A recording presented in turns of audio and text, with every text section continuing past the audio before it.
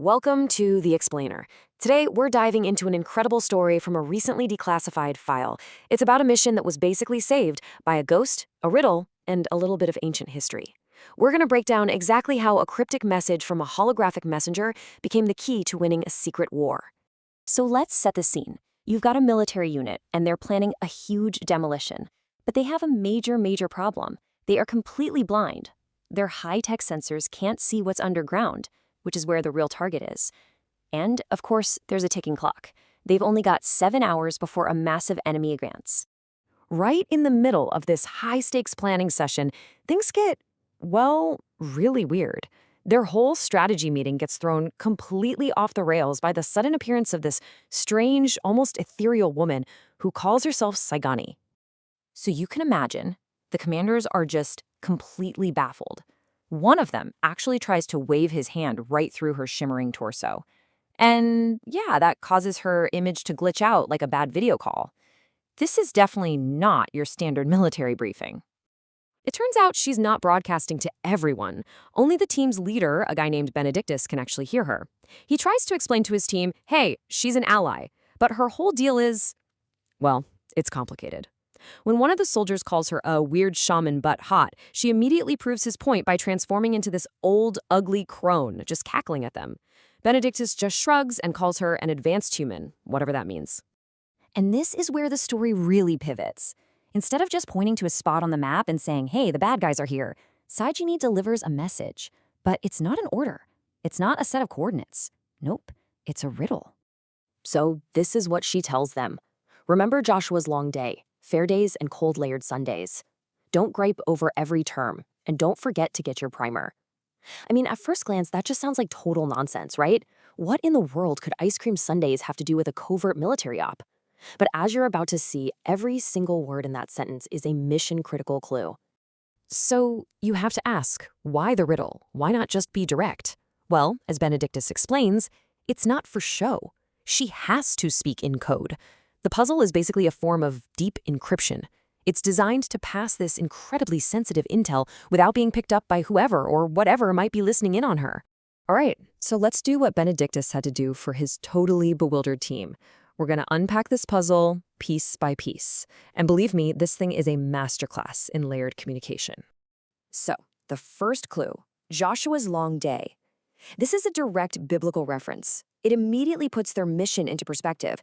It tells them they're in a pivotal battle, and it even hints at the number of enemy forces they're up against, 5. Now, this next clue, bipolar, is just genius. Benedictus realizes it's a pun. It's not bipolar like a mood disorder. It's dipole, as in 2 points.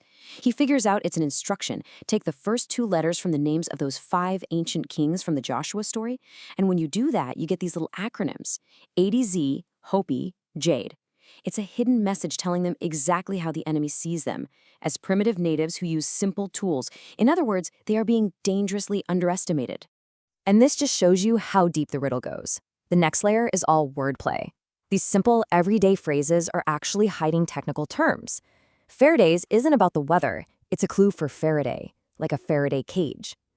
Cold-layered Sundays? That's a description of geological ground layers. And bipolar, as we know, also pointed to a dipole antenna. Okay, so the final piece of this puzzle is hidden in a series of anagrams. She says, don't grape. The first letters spell out GPR for ground-penetrating radar. Every term becomes EMI for electromagnetic induction. And the last one, get your primer, is basically an instruction to combine all of these technologies, including ERT, electrical resistivity tomography. She was literally spelling out the exact survey tech they needed to use. So when you put all of this together, you realize the riddle isn't a riddle at all. It's a complete step-by-step tactical plan. Cyganie was telling them, go find the old forgotten survey markers that previous teams left in the area. Then use these specific scanning technologies to see the underground structures that your own fancy new sensors can't. So the big question is, how did this brain twister of a puzzle actually work on the battlefield? Well, with the code cracked, Benedictus didn't waste a single second. He immediately translated this newfound intel into a crystal-clear set of orders for their robotic survey unit, a machine named Demont. He gives the robot this really precise 4-step mission. First, focus your scans on the key target area. Second, locate those old survey arrays she hinted at. Third, map any weird anomalies in the ground. And fourth, and this is the kicker, try to activate those old markers and link them directly into your current systems. And the result is, well, it's almost instantaneous. Within just a few minutes, their tactical map, which had been totally blank and useless before, it just lights up. It starts populating with green and red dots, painting a perfect picture of the entire hidden enemy network they needed to hit. The plan didn't just work, it worked perfectly. Think about that. That single, bizarre, cryptic message from a hologram just handed them everything they needed. It wasn't just the key to winning the fight, it was the key to their survival. But the story has one final, absolutely bizarre twist. Right after delivering this life-or-death riddle, and just before she vanishes for good, Cyganie does the last thing anyone would ever expect. She agrees to pose for a team photo. Now get this, when researchers finally uncovered that photo over 3 decades later, they saw something no one had noticed before. In the picture, Cyganie is holding this ethereal sign with a final chilling message. Welcome to the beginning of the end.